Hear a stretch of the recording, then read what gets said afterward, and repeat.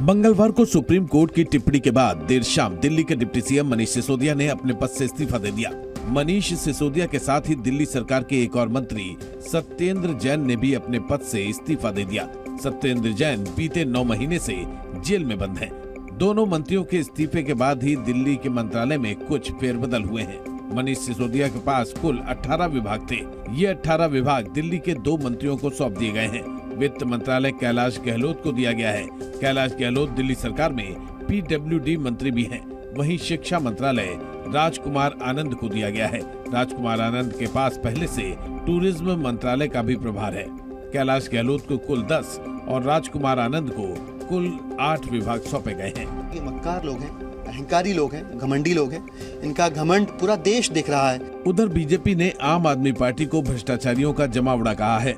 आम आदमी पार्टी भ्रष्टाचार के नए रिकॉर्ड बना रही है। उमेश पाल की हत्या की साजिश में आए दिन नए तार जुड़ रहे हैं। बरेली से साबरमती जेल तक लिंक सामने आने के बाद अब मुख्तार अंसारी का भी नाम सामने आ रहा है। उमेश पाल हत्याकांड की साजिश के तारों को जोड़ रही यूपी एसटीएफ के सामने आए दिन नए खुलासे हो रहे हैं। अब इस मामले में बाहुबली मुख्तार अंसारी के शार्प शूटर श्याम बाबू पासी का कनेक्शन सामने आ रहा है। इसे लेकर पुलिस ने आजमगढ़ जिले में भी कई जगहों पर छापेमारी की है। श्याम बाबू इस वक्त बुलंदशहर की जेल में बंद है। श्याम बाबू पासी का नाम सामने आने के बाद इस हत्याकांड के नेटवर्क में अब 2 बाहुबलियों के गठजोड़ की बात शुरू हो गई है और इसीलिए मुख्तार अंसारी गैंग का शार्प शूटर श्याम बाबू पासी पुलिस के रडार पर है। इस बीच अतीक की पत्नी शाइस्ता परवीन ने मुख्यमंत्री योगी आदित्यनाथ को चिट्ठी लिखी है और 2 पुलिस अधिकारियों पर अपने पति अतीक और देवर अशरफ की हत्या की साजिश रचने का आरोप लगाया है। कोर्ट ने भी शाइस्ता की याचिका पर पुलिस से जवाब मांगा है। वहीं दूसरी ओर माना यह भी जा रहा है कि अतीक का बेटा सरेंडर कर सकता है। उधर प्रयागराज की MP MLA कोर्ट ने माफिया अतीक और उसके भाई अशरफ की उस याचिका को खारिज कर दिया जिसमें दोनों ने व्यक्तिगत पेशी के बजाय वीडियो कॉन्फ्रेंसिंग की मदद से अदालत में पेश होने की इजाजत मांगी थी। दिल्ली में G20 बैठक को लेकर के अहम तैयारी की गई। इस बैठक में शामिल होने के लिए अलग अलग देशों के विदेश मंत्री नई दिल्ली पहुंच चुके हैं। रूस यूक्रेन युद्ध के बीच ये बैठक भारत की अध्यक्षता में होनी है और इसलिए इसके मायने बहुत खास है। 2 मार्च को दुनिया भर की निगाहें भारत की राजधानी दिल्ली पर होगी। दिल्ली में कल G20 की अहम बैठक होने वाली है जिसमें कई देशों के विदेश मंत्री शामिल होंगे। बैठक में शामिल होने के लिए तुर्की और ऑस्ट्रेलिया के विदेश मंत्री दिल्ली पहुंच चुके हैं। अमेरिकी विदेश मंत्री एंटनी ब्लिंकन, रूसी विदेश मंत्री सर्गेई लावरोव, फ्रांस की कैथरीन कोलोना, चीनी विदेश मंत्री किन गैंग, जर्मनी की एनालेना बेयरबॉक और ब्रिटेन के विदेश सचिव जेम्स क्लेवरली भारत में हो रही इस बैठक में हिस्सा लेने वालों में शामिल हैं। सूत्रों के मुताबिक आज विदेश मंत्री एस जयशंकर रूस और चीन के साथ द्विपक्षीय वार्ता कर सकते हैं। आज विदेशी मेहमानों का भव्य स्वागत समारोह होगा और कल रायसीना हिल्स में राष्ट्रपति भवन सांस्कृतिक केंद्र में अहम बैठक होगी। इस बैठक में दुनिया की अर्थव्यवस्था मुख्य मुद्दा होगी, लेकिन खास तौर पर अमेरिका चीन के बीच जासूसी के मुद्दे पर भी अहम वार्ता हो सकती है। बिहार के शिक्षा मंत्री प्रोफेसर चंद्रशेखर ने एक बार फिर से रामचरितमानस पर विवादित बयान दिया है। उन्होंने इस बार मानस के कुछ हिस्सों की तुलना कचरे से की है। देखिए रिपोर्ट। बिहार के शिक्षा मंत्री प्रोफेसर चंद्रशेखर एक बार फिर रामचरितमानस को लेकर विवादों में आ गए हैं। इस बार तो एक कदम आगे निकलते हुए उन्होंने मानस की कुछ चौपाइयों की तुलना कचरे से कर दी है। मैं ये मानता हूँ कि जो आपत्तिजनक अंश है, जिसको डॉक्टर लोहिया ने भी कहा है कि कुछ कचरे हैं रामचरितमानस में, कचरा को हटाओ। इससे पहले भी रामचरितमानस पर विवादित बयान की शुरुआत बिहार के शिक्षा मंत्री प्रोफेसर चंद्रशेखर ने ही की थी। इसे लेकर महागठबंधन की पार्टी जेडीयू ने आपत्ति जताई है। जेडीयू विधायक संजीव सिंह ने कड़ा ऐतराज जताते हुए प्रोफेसर चंद्रशेखर को हिंदू धर्म छोड़ने की सलाह दी है। खुद सोचना चाहिए क्या कर रहे हैं। हम लोग घोर विरोध करते हैं और सारे हिंदू के खिलाफ है ये। अगर उनकी इच्छा है, धर्म से इतने नाखुश है तो धर्म परिवर्तन ही कर ले, उनके लिए बेहतर होगा। रामचरितमानस पर बिहार के मंत्री प्रोफेसर चंद्रशेखर से लेकर समाजवादी पार्टी के नेता स्वामी प्रसाद मौर्य तक विवादित बयान दे चुके हैं।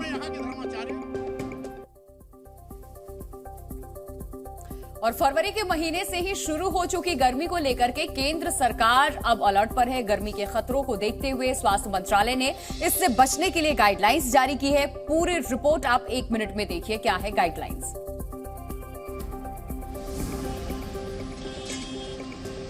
राष्ट्रीय राजधानी दिल्ली समेत उत्तर भारत के राज्यों में बीते एक सप्ताह से गर्मी ने तेवर दिखाने शुरू कर दिए हैं, या यूं कहें कि फाल्गुन के महीने में ही गर्मी ने अपना ट्रेलर दिखा दिया और लोगों को बता दिया कि आने वाले दिनों में किस कदर गर्मी कहर बरसाएगी।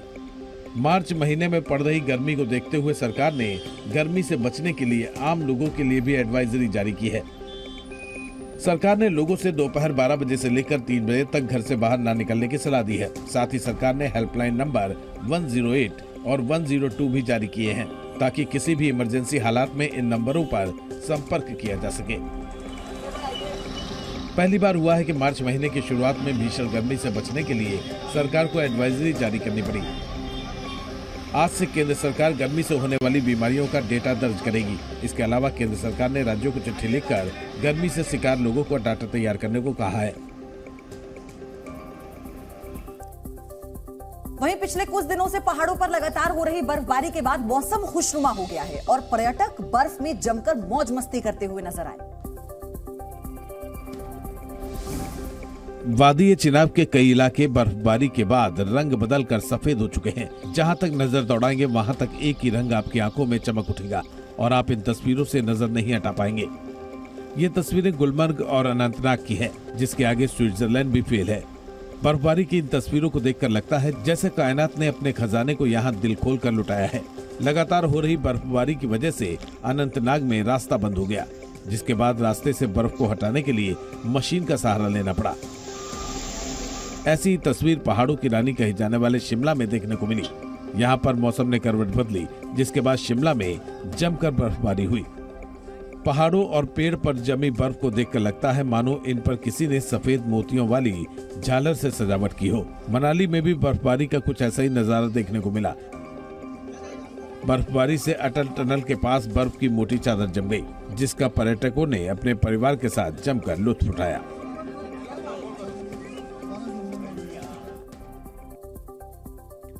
पंजाब के जीरकपुर में मारपीट का एक वीडियो सामने आया, जिसमें 2 पक्ष आपस में जमकर मारपीट कर रहे हैं। मारपीट का ये वीडियो जमकर के वायरल भी हो रहा है।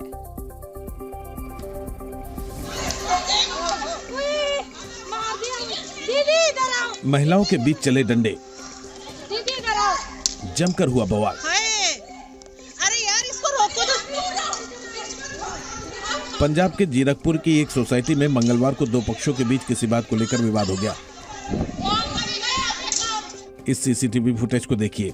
पहले यहाँ ये महिलाएं आपस में बैठकर बातें कर रही थीं, लेकिन अचानक एक कार सामने आई और उस कार में से उतरी 2 महिलाएं इन लोगों से किसी बात को लेकर बहस करने लगी। इतने में एक महिला कार से डंडा निकाल लाई और प्लॉट पर खड़ी बाकी महिलाओं को डंडे से मारने लगी।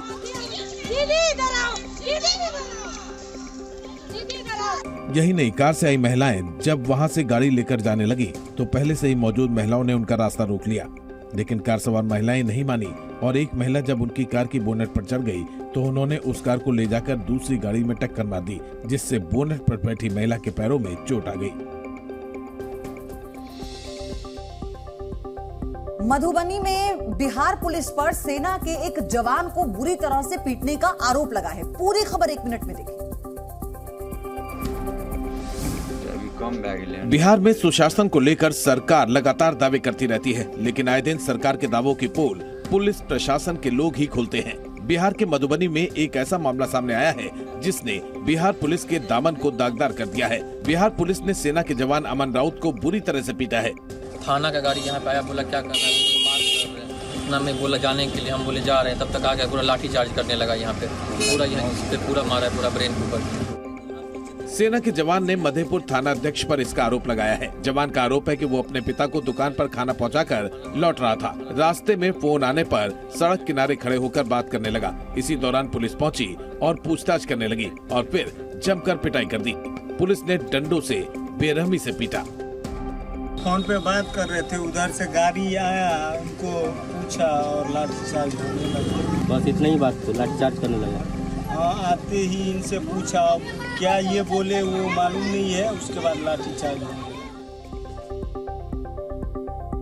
और अगली खबर उज्जैन से है, जहां पति और पत्नी के बीच में एक ऐसी चीज को लेकर अनबन हो गई जो आमतौर पे देखने को नहीं मिलती है, और वो थी मनपसंद सब्जी बनाकर नहीं दी गई और इसलिए पति ने पूरे घर को आग लगा दी। गुस्सा और सनक इंसान से क्या क्या करवा सकता है, इसकी एक झलक उज्जैन में देखने को मिली। उज्जैन में एक सनकी पति ने खाने में मनपसंद सब्जी न बने होने पर पूरे घर में केरोसिन का तेल डालकर आग लगा दी, जिसकी वजह से घर का ज्यादातर सामान जलकर राख हो गया। पत्नी ने इस मामले में पति के खिलाफ रिपोर्ट दर्ज करवाई है। पत्नी का कहना है कि आगजनी में करीब 10 लाख का नुकसान हुआ है और एक बाइक भी जली है। अब पूरे मामले में पुलिस ने पत्नी की शिकायत पर आरोपी पति की तलाश शुरू कर दी है। जिस वक्त पति ने घर में आग लगाई उस वक्त उनका बेटा घर में नहीं था। पत्नी का आरोप है कि रविवार को उसका पति दोपहर को काम से घर आया, खाने के लिए खाना मांगा। खाने में दाल और रोटी थी। जैसे ही सोहन के सामने खाना परोसा गया, वो दाल रोटी देखकर आग बबूला हो गया और पत्नी को मारने लगा। पत्नी चिल्लाते हुए घर के बाहर निकली तो मोहल्ला भी एकत्रित हो गया, जिसके बाद पति ने घर में आग लगा दी और घर से भाग गया। तो बस खाने पे लेके विवाद करने लग गए, मारा कुटी करी उनने। तो मैं बाहर निकल गई तो बोले कि मैं घर में आग लगा देता हूँ। घर में आग लगा दी उनने।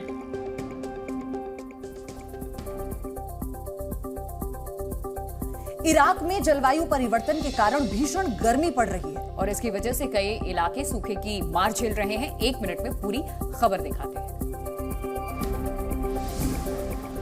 जलवायु परिवर्तन की वजह से दक्षिणी इराक गंभीर सूखे का सामना कर रहा है और सूखे का सबसे ज्यादा असर खेती वाली जमीनों पर पड़ा है। किसानों और चरवाहों को अपने पशुओं को बेचने के लिए मजबूर होना पड़ रहा है। पिछले 4 वर्षों में दजाला और फरात नदियों के जलस्तर में भारी गिरावट दर्ज की गई है, जिसकी वजह से इन नदियों के किनारे वाले इलाकों में भी पानी की समस्या हो रही है। दक्षिणी इराक के धीकर प्रांत में पिछले कई साल से बहुत बारिश हो रही है, जिसे लेकर सरकार भी बेहद चिंतित है। इराक के पड़ोसी देशों ईरान और तुर्की से बहने वाला पानी भी कम हो गया है, जिसकी वजह से मछुआरों को भी काफी परेशानी हो रही है। हालात ये हो गए हैं कि मछली पकड़कर अपने जीवन यापन करने वाले कई परिवार यहाँ से पलायन कर चुके हैं। इराक दुनिया के उन 5 देशों में शामिल है जो जलवायु परिवर्तन और मरुस्थलीकरण के प्रभावों के प्रति सबसे अधिक संवेदनशील है।